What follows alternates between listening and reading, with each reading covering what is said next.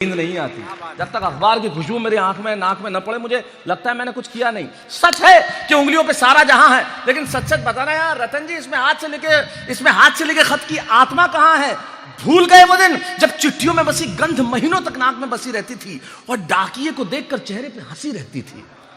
अब इन बच्चों को पता ही नहीं है कि पोस्ट ऑफिस क्या है, पोस्टमैन क्या है, वो लाल डब्बा क्या है, ये तो जानते ही नहीं। ये तो हाय डूड, ये नई पीढ़ी जो है, एक तो माफ करना इतनी महिलाएं बैठी है, अंग्रेजी ने बहुत कबाड़ा किया बापू, ये नए संबोधन निकाल दिए। बेबी, खाना खा लिया बेबी। अरे भाई हस्बैंड है तुम्हारा यार।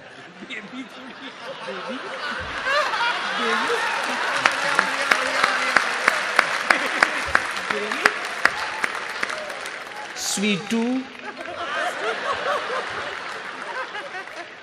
गुलू गुलू गुलू गुलू। अरे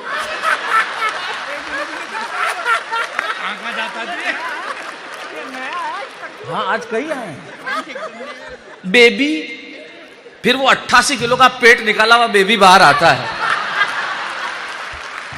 मैंने कहा कि इसके एक एलिफेंट भी लगा ले।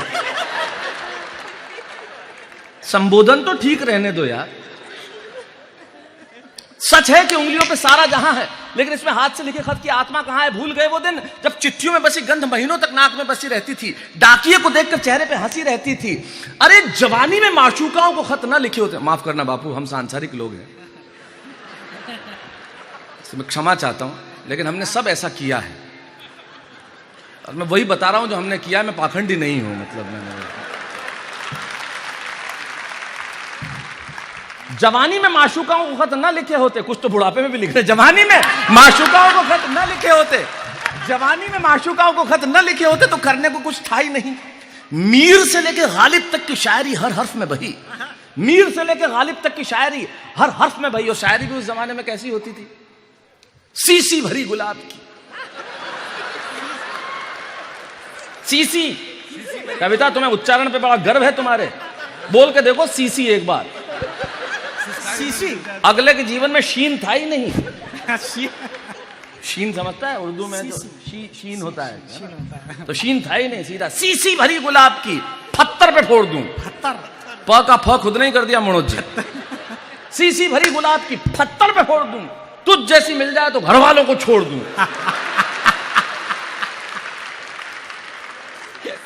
ये जो नकली साधु हैं सब वही है बापू, जिन्होंने घर वालों को ऐसे छोड़ा है। जितने, अच्छा खुद जिसके पिताजी ने घर से निकाला हुआ लिख रहा है। और शायरी कमाल की होती थी, मतलब काफिया ऐसे मिलते थे जिसकी हद नहीं। बाथरूम में कपड़े कूट कूट के धोती हूं, ऐ सनम तेरी याद में फूट फूट के रोती हूं। ऐसा ही लिखा जाता नहीं, ये प्रैक्टिकल बात है। तूने कहा ना इशारों में बात करनी पड़ती, महबूब से ऐसे ही होता था। वो कपड़े धोते हुए, तूने वो रंगीले कैसा जादू किया, पिया पिया बोले मत वाला जिया, बाहों में छुपा के क्या किया, ओरे पिया ओ। पीछे से माँ आके दो देती, फट गया देख।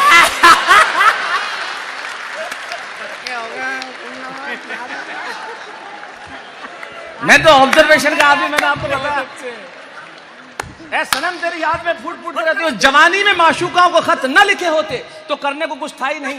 सच सच बताना यार, मिस करते हो कि नहीं? जवानी में माशूकाओं को खत न लिखे होते तो करने को कुछ था ही नहीं। मीर से लेके गालिब तक की शायरी हर हर्फ में बही। अरे घर से भागना भी होना तो खत छोड़ा जाता था, इतनी तहजीब थी। जा रहा हूं नाराज होकर, नहीं आऊंगा, कल तक नहीं आओ तो महेश से पूछ लेना। सूचना भी, ताकि पिताजी परेशान नहीं हो।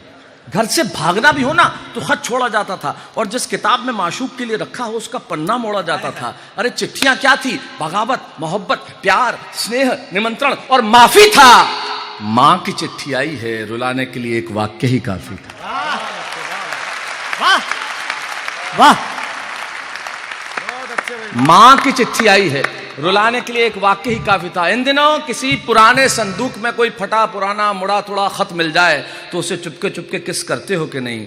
सच सच बताना यार, मिस करते हो कि नहीं? सच सच बताना यार, मिस करते हो कि नहीं? मर्सिडीज ले ली है, बड़ा मजा आता है। एक एक दृश्य फिर होता हूं। मैंने कहा था ना, अगर आप जुड़ गए तो आज की शाम भूलने नहीं दूंगा, ये वादा करके सुना रहा हूं। मर्सिडीज ले लिए, बड़ा मजा आता है। धन जब आ जाता है बापू, तब क्या होता है? बिल्कुल सही लिखा हुआ है, पैसा हैसियत बदल सकता है, औकात नहीं बदलता। इससे बड़ा वाक्य क्या हो सकता है? औकात नहीं बदलती साहब, औकात कभी नहीं बदल सकती, बदल ही नहीं सकती। हम वस्त्र कुछ भी पहन ले, अंदर से तो वही रहेंगे। तुम्हारी दौलत नहीं है, बिल्कुल सही कहती हैं आप शबीना जी। मर्सिडीज ले लिए, बड़ा मजा आता है। जब बहुत पैसे हो जाते हैं हमारी बातें ऐसी हो जाती है। मर्सिडीज ले लिए, बड़ा मजा आता है। बेटा BMW चलाता है, बिटिया को ऑडी दिला दी है, होंडा सिटी बेच दी, बहुत चला दी है। अगला वाक्य कहता हूं, कविता नहीं, अभिधा है। न कोई व्यंजना है, न लक्षणा, कोई अलंकार नहीं। अभिधा मतलब जैसा दिखा वैसा लिखा, जो सामने नजर आया वो लिख रहा हूं। मैंने आज तक इतना सा था, जब से मंच पे कविताएं पढ़ता हूं, कविता पढ़ते पढ़ते मंच ने तारक मेहता बना दिया, वाह वाह क्या बात है, न जाना झोली में क्या क्या सौंप दिया, इस दुनिया का इतना प्यार दिया। 1980 में कविताएं पढ़ना शुरू हुआ, 36-37 साल से कविताएं पढ़ रहा हूं मंच पे। इनकी निगाह में सबसे ज्यादा पैसा लेने वाला बना दिया। लेकिन 36 साल में मैंने एक बार कभी नहीं कहा कि तालियां बजाना, न कभी कहूंगा। लेकिन अगली पंक्ति जो कहने जा रहा हूं, तालियां रोक सको तो रोक लेना। जो मैं कहने जा रहा हूं, अगर रोक सको तो रोक लेना। इसलिए क्योंकि जो अभिधा में जैसा दिखा वैसा लिखा, कोई कविता नहीं जो मैं मिस करता हूं आपको सौंपता हूं। और रोक सको तो रोक लेना। मर्सिडीज ले ली है, बड़ा मजा आता है। बेटा BMW चलाता है, बिटिया को ऑडी दिला दी है, होंडा सिटी बेच दी, बहुत चला दी है। यार बोलने सुनने में बड़ा अच्छा लगता है। तैयार रहना जो कह रहा हूं, यार बोलने सुनने में बड़ा अच्छा लगता है। पर भूल गए वो दिन जब पेट्रोल की कीमत बढ़ने पर डरते थे। चला लो महंगी से महंगी कार, वो सुख कहां से लेके आओगे जब किराए पे 1 घंटे साइकिल लेके जाया करते। वाह वाह,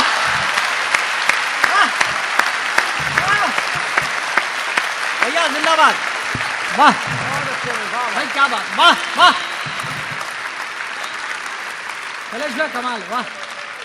चला लो महंगी से महंगी कार, वो सुख कहां से लेके आओगे जब किराए पे 1 घंटे साइकिल लेके जाया करते थे। और सुख भी कैसा आप देखिए, हर आदमी के जीवन में सुख आया। सुख कैसा? 10 मिनट एक्स्ट्रा चला ली, ये सुख। क्या बात, 2 बजे जमा करनी थी, 2:15 बज गए, अगले को पता ही नहीं चला। मैं राजस्थान के बहुत छोटे छोटे गांवों में पढ़ा। मैंने साइकिल चलाना सीखी तब मेवाड़ में गांव में रहता था, मावली, वहां मैंने साइकिल चलाना सीखा। तो पहली बार जब लेके गया 25 पैसे घंटे ऐसा कुछ रहा होगा उस जमाने में। गणेश साइकिल स्टोर, मुझे अभी भी याद है, जहां से ली किराए पे लेके गया, पहली बार ही लेके गया। और वापस लौटा तो साइकिल वाले ने मुझे ऐसे घूरा, पहले साइकिल देखी फिर मुझे ऐसे घूरा जैसे मैंने कोई आतंकवादी हमला कर दिया। पापा को बुलाओ, सीधा घोषणा, पापा को बुलाओ। क्यों? पिंचर हो गई। अब पंक्चर तो होता ही नहीं था ना तब, पिंचर हो गई। मैंने कहा पिंचर मुझे पता ही नहीं, जब साइकिल ही पहली बार ले गया तो पिंचर क्या पता। तो मैंने कहा तो पापा को बुलाओ। अरे पापा को बुलाओ, समझता है मेरे पिताजी बहुत पिताजी किस्म के पिताजी हैं। और हिंदुस्तान का हर पिताजी बहुत पिताजी होता है बापू। हिंदुस्तान का कोई पिता ऐसा नहीं है जिसने अपने बेटे को रास्ते में चलते हुए कभी कहा नहीं हो। 1954 में ये प्लॉट मुझे 5000 में मिल रहा था, तो लिया क्यों नहीं? हम क्या कहानियां सुनने के लिए पैदा हुए हैं? बहुत अच्छे भाई, एक आध ले भी लेते। सब कहते हर पिता। अब पिताजी को बुलाओ, क्यों बुलाओ? पंक्चर हो गए, पैसे। अब मेरे पिताजी बापू, हिंदुस्तान में हर पिता का मूलभूत अधिकार, हिंदुस्तानी बाप का मूलभूत अधिकार, औलाद को बिना कारण ठोको। और कारण पूछ ले तो 2 और ठोको। ठोको जरूर। शशि भाभी कहां बैठी है? इधर बैठी है। मूलभूत अधिकार, बिना कारण ठोको जरूर। और मेरे पिताजी का तो ठोकने का कोई कारण होता ही नहीं था। मैं घर में एक दिन बैठा था, आए, पता नहीं किस मुद्रा में आए होंगे। मैं पैंट पहन के बैठा हुआ था घर में, पैंट शर्ट। पैंट पहन के घर में क्या बैठता है? शादी में जाना है क्या? कुछ कारण नहीं। दूसरे दिन मैंने कहा मारते हैं, निक्कर पहन ली। दूसरे दिन अश्लील कहीं का, टांगे दिखाता है, पद्मा खन्ना है क्या?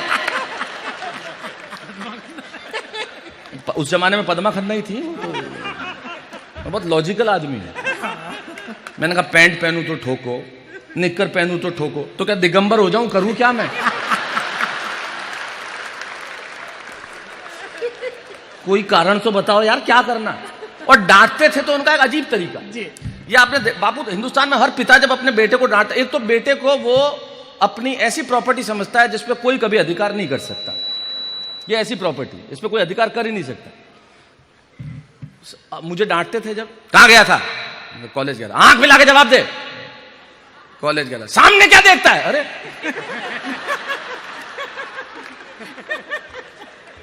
कभी कहते हो आंख नीचे करो, कभी कहते हो आंख तो लुकिंग लंदन टॉकिंग टोक्यो हो जाऊं, ढेंगा हो जाऊं, करूं क्या मैं? और उनके भीतर का व्यंग्यकार, मैंने तो अपने मेरे 8वीं क्लास में मेरे टीचर ने नंबर नहीं दिए। उन्होंने कहा अच्छा मारपीट का पर्यायवाची लिखो। मैंने कहा श्री श्याम सिंह लोढ़ा।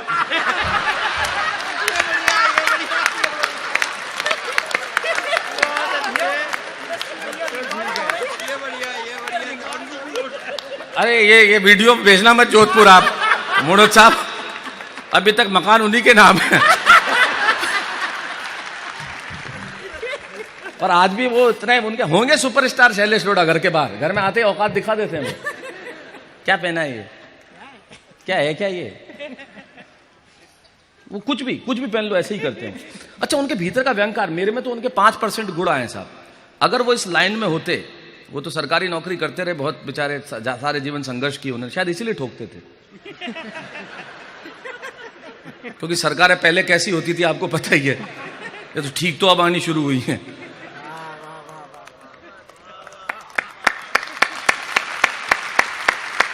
आज एक पंक्ति में बात हो जाए उसके लिए इतनी बात क्यों करनी?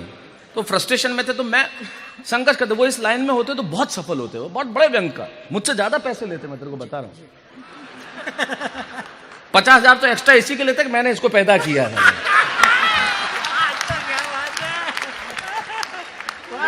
वो सही में मेरे पिताजी हैं। जब रिजल्ट आता था उनके भीतर का व्यंग्यकार जागता था। अरुण भीतर का अरुण के पिताजी तो और भी खतरनाक है। जैमिनी हरियाणवी जी इस देश के बहुत बड़े कवि, इनकी कविताएं बहुत बहुत प्रसिद्ध हुई। ईश्वर उन्हें शतायु करे, 87-88 वर्ष की उनकी उम्र है। उनकी कविताएं जितनी देश के काम आई उतनी इसके भी आई।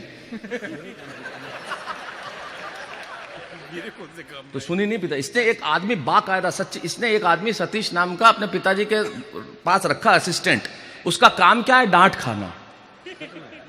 ये सच है। 13,000 रुपए उसको तनख्वाह देता है डांट खाने की। आज के जमाने की औलाद देख लो साहब, पैसे पे डांट खाने के लिए लोग रखे हैं, बाप की डांट भी नहीं सुन सकते ये लोग। हम हर 2 महीने में पिताजी को जाते हैं, ठोको। 2 महीने हो गए। जब रिजल्ट आता था साहब तो उनके भीतर का व्यंग्यकार जागता था। गणित, क्या बात, 100 में से 22, वाह। अरे रे रे रे, विज्ञान 100 में से 14 नंबर, आप रोशन करेंगे, आप लोढ़ा खानदान का नाम रोशन करेंगे। और अचानक व्यंग्यकार जागता, बोल गंजा कर दो साले को। बाकायदा मुझे गंजा करवाया गया। मुझे आज तक समझ में नहीं आया बापू, बालों का विज्ञान से क्या संबंध है?